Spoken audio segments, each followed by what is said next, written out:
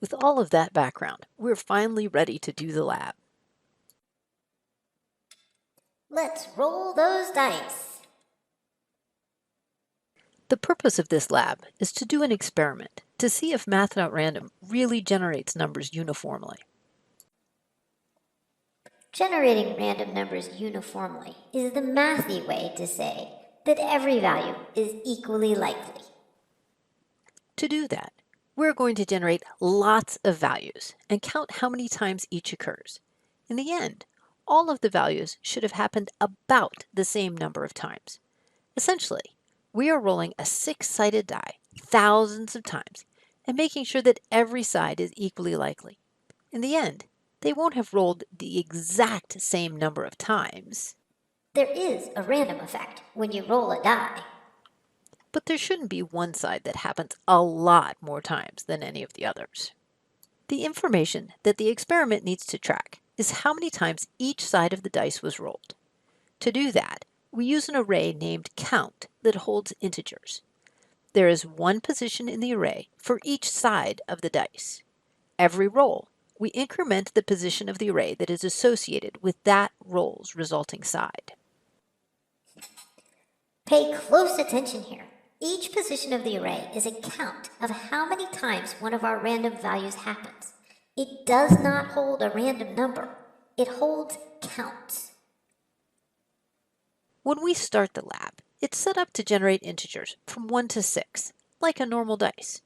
Since the dice has 6 sides, we are generating 6 possible random numbers, so our array needs to be able to hold 6 counts.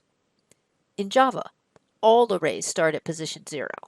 That will hold the count of the minimum roll we can make, so the 0th position will hold the count of how many times we generated a 1. The next position will hold the count of how many times we generated a 2, and so on, up to position 5, which will hold the number of times we rolled a 6.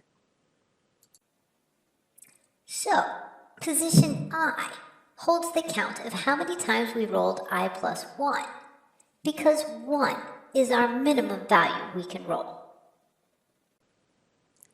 The lab stores the number it generated in a variable named rand, so it holds the roll of the die.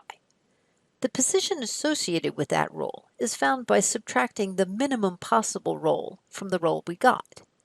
Count sub position is how we access the position of the array, so we just need to increment that.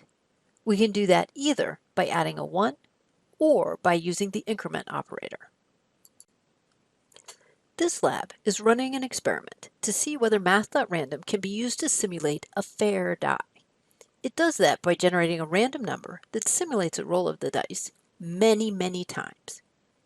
The data that it gathers is a count of how many times each possible value happened, and it stores that data in an array named count.